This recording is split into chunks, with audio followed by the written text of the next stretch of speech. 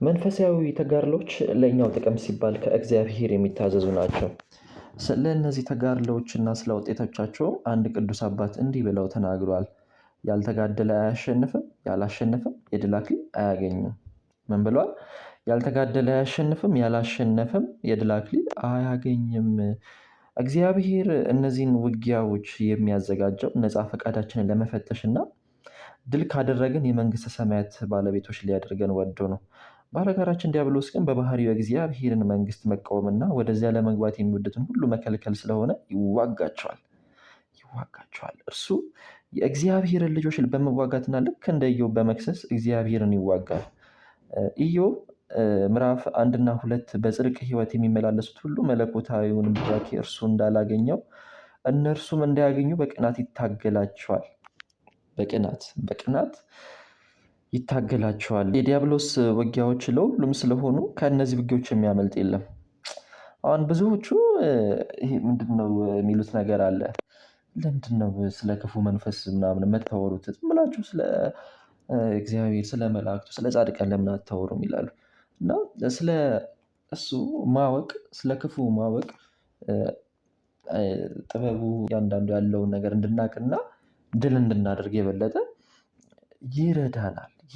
እና በተለያዩ መንፈሳዊ የመጽሐፍት መዛግብት ላይ እንደምናገኘው በቅናት ይታገላቸዋል ክፉ መንፈስ በጽድቅ ህይወት የሚመላለሱት ሁሉ መለኮታዊን ቡራኬ እርሱ እንዳላገኘው። ዲያብሎስ መንግስተ ሰማያትን አጥቷል፣ ከሰማይ ተባሯል፣ ወድቋል። ስለዚህ ሰው ልጆችን በሙሉ እሱ እንደወደቀው እንዲወድቁ በቅናት ይታገላቸዋል። ይህ ነው መንፈሳዊ መዛግብት መጽሐፍቶቻችን የሚናገሩት። እኔ ዲያብሎስ ውጊያዎች ለሁሉም ስለሆኑ ከነዚህ ውጊያዎች የሚያመልጥ የለም። ነገራችን ላይ የሚያመልጥ ሰው የለም። ከዲያብሎስ ውጊያ የሚያመልጥ የለም። በነገራችን ላይ ሁሉም ተፈትኖ አልፎ ነው መንግስተ ሰማያት የሚገባው። ይህንን ማወቅ አለብን፣ መሰመር አለበት። እና ስለ እነዚህ ውጊያዎች ስንናገር በዲያብሎስና በሰራዊቱ በደጋፊዎቹ ስለሚካሄዱት ውጊያዎች መናገራችን ነው። እና ከአዳም ከሔዋንና ከልጃቸው ከቃየን ጊዜ አንስቶ እስካሁን ድረስ ዲያብሎስ የሰው ልጆችን በሞት ጥላ ስር ለመክተት እየተዋጋ ነው በነገራችን ላይ። እና ዲያብሎስ ነቢያትን፣ ሐዋርያትን የእግዚአብሔር መንፈስ ያደረባቸው ዳዊትና ሶምሶን ሁለቱም ኋላ ቢጸጸቱ ማለት ዳዊትና ሶምሶን እግዚአብሔር የተወና ቅዱስ መንፈሱን ያራቅበት ንጉሥ ሳኦልን በውጊያው ጥሏል ማለት ነው። ታላላቅ የምንላቸውን ሰዎች ሁላ ጥሏል በታሪክና ክፉ መንፈስ ከእግዚአብሔር ዘንድ አሰቃይ ይላል አንደኛ ሳሙኤል ምዕራፍ 16 ቁጥር 14 ላይ። ዲያብሎስ የሚዋጋው ሁሉን ነው። በነገራችን ላይ ሁሉን ነው። ነቃ ደንገጥ በሉ። ሁሉን ነው የሚዋጋው። በእግዚአብሔር ጸጋ በማደግ ላይ ያሉትን እንኳ ይዋጋል።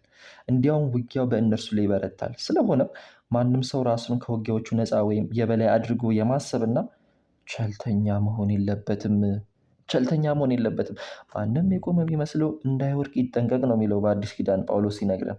ቸልተኛ መሆን የለብንም ብራዘርስ ሲስተርስ። እና ንጉሥ ዳዊትን እናስታውስ። ምንም እንኳ የእግዚአብሔር መንፈስ ቢያርበትና በእግዚአብሔር የተቀባ ቢሆንም በዝሙት ወድቆ የከፋ ኃጢአትን ፈጽሟል። አይገርም? ዳዊት እኮ እንደ ልብ የተባለ እኮ ነው። እግዚአብሔር እኮ ትልቅ እኮ ማድረግ እኮ ትልቅ ስልጣን የሰጠው እኮ ነው። እግዚአብሔር በጣም ያከበረው ሰው ነው በመጽሐፍ ቅዱስ ላይ ዳዊት። እሱን እንኳን በዝሙት ጥሎታል። በነገራችን ላይ አይገርም? እና በዚህም ዲያብሎስ ሁሉን እንደሚዋጋ እናስተውላለን። ሁሉን ነው የሚዋጋው ዲያብሎስ። ባለጋራችሁ ዲያብሎስ የሚወጣውን ፈልጎ እንደሚያገሳ አንበሳ ይዞራልና ይላል በአዲስ ኪዳን ጴጥሮስ ሲነግረን አንደኛ መልእክቱ ምዕራፍ 5 ቁጥር 8 ላይ። እና ታዳኙን ለማጥመድ ያለማቋረጥ ይዞራል ማለት ነው። አይገርም? ያለማቋረጥ ይዞራል ነው የሚለው በነገራችን ላይ። የሚወጣውን ፈልጎ እንደሚያገሳ አንበሳ ይዞራል። አስባችሁታል? ዝም ብሎ እኮ አይደለም የሚሄደው፣ ይዞራል። በቃ አንተ የምትወድቅበትን መንገድ በቃ ይፈልጋል ማለት ነው ይላል ጴጥሮስ ሲነግረን በአዲስ ኪዳን። እና ታዳኙን ለማጥመድ ያለማቋረጥ ይዞራል። አይገርም? በኢዮብ ታሪክ ላይ እንደምናነበው እግዚአብሔር ሰይጣንን ከወዴት መጣ ብሎ ሲጠይቀው እንዲህ በማለት ነበር በግልጽ የመለሰው። ምድርን ሁሉ ዞርኳት፣ በእርሷም ተመላለስኩ አለ። ኢዮብ ምዕራፍ 1 ቁጥር 7 ምዕራፍ 2 ቁጥር 2 ላይ የምናገኘው ነገር ነውና በእርግጥም ይህ ዙረት የሚታደል ለመፈለግ ብሎም ለመጣል የሚደረግ ዙረት ነው።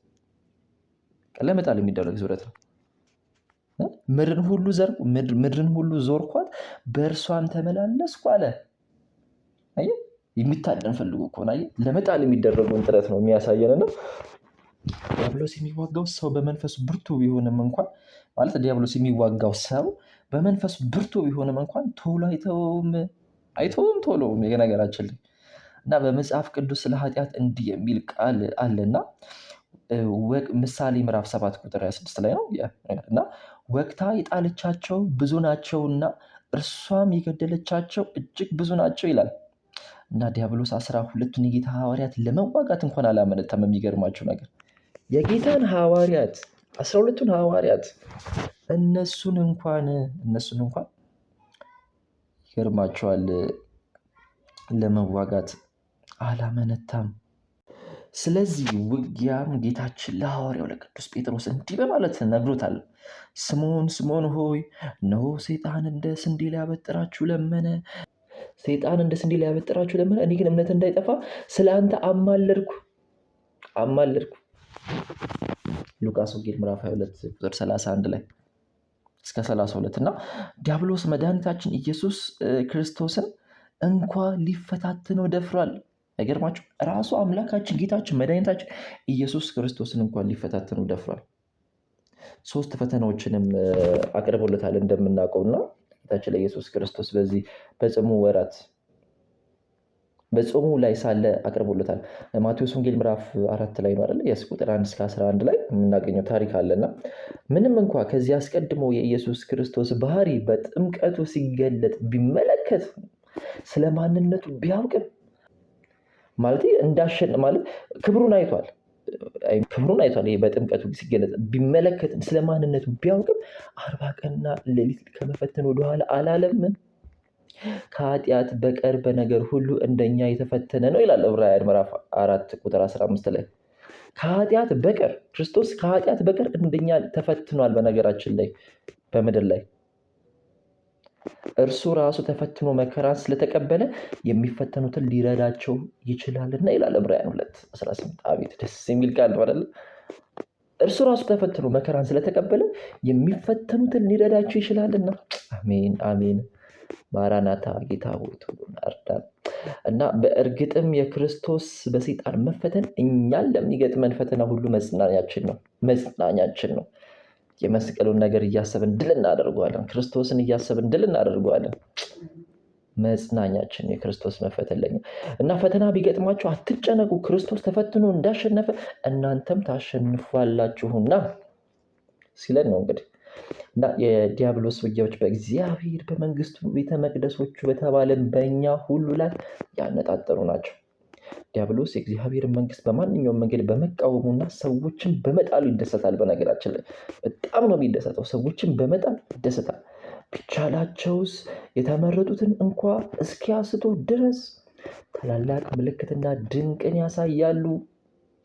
የተመረጡትን እንኳ እስኪያስቱ ድረስ ማቴዎስ ወንጌል ምዕራፍ 24 ቁጥር 24 በመጽሐፍ ቅዱስ እንዲሁ ንስሐ በሚገባ በአንድ ኃጢአተኛ ይላል አይደለ? የት ላይ ነው? ሉቃስ ወንጌል ምዕራፍ 15 ላይ እንደዚህ የሚል ቃል አለና ንስሐ በሚገባ በአንድ ኃጢአተኛ በእግዚአብሔር መላእክት ፊት ደስታ ይሆናል ይላል። ሉቃስ ወንጌል ምዕራፍ 15 ቁጥር 9-10 አካባቢ የሚል ቃል አለና ቃል እንዳለ ሁሉ ማለት ነው ሰይጣንና መልእክተኞቹ አንድ ጻድቅ ሰው ሲወርቅና ለእነርሱ ፈቃድ ሲገዛ ያለ ጥርጥር ይፈነድቃሉ። ኦን ዘ ሴም ወይ በዛም ሳይድ ልክ ንስሐ በሚገባ አንድ ጻድቅ ሰው በሰማይ መላእክት ዘንድ ደስታ እንዳለ ሁሉ በወደቀና ለሰይጣንና ለመልእክተኞቹ አንድ ጻድቅ ሰው ሲወርቅ ለእርሱ ፈቃድ ሲገዛ ያለ ጥርጥር እነሱም ይደሰታሉ። በነገራችን ላይ እና እንዲህ ስላለው መንፈስ የተጋድሎ ሐዋርያው ቅዱስ ጳውሎስ ሲጽፍ ይህን ብሏል። የዲያብሎስን ሽንገላ ትቃወሙ ዘንድ እንዲቻላችሁ እግዚአብሔርን ዕቃ ጦር ሁሉ ልበሱ። መጋደላችን ከደምና ከሥጋ ጋር አይደለምና ከአለቆችና ከስልጣናት ጋር ከዚህም ከጨለማ ዓለም ገዦች ጋር በሰማያዊም ስፍራ ካለ ከክፋት መንፈሳዊ ሰራዊት ጋር ነው እንጂ ይላል ወደ ኤፌሶን ሰዎች ምዕራፍ 6 ቁጥር 11 ያለ መጽሐፍ ቅዱስ ያነቃናልና ሐዋርያው በዚሁ ምዕራፍ ዝቅ ብሎ የዘረዘራቸው መንፈሳዊ መሳሪያዎች ያልታጠቀው ሁሉ እንደዚህ ያለውን ውጊያ መመከትና መከላከል አይችልም። ይህም ያለ እግዚአብሔር አጋዥነት እንደማይሆን ኢየሱስ ክርስቶስ ነግሮናል። ያለ እኔ ምንም ልታደርጉ አትችሉም። ያለ እኔ ምንም ልታደርጉ አትችሉም።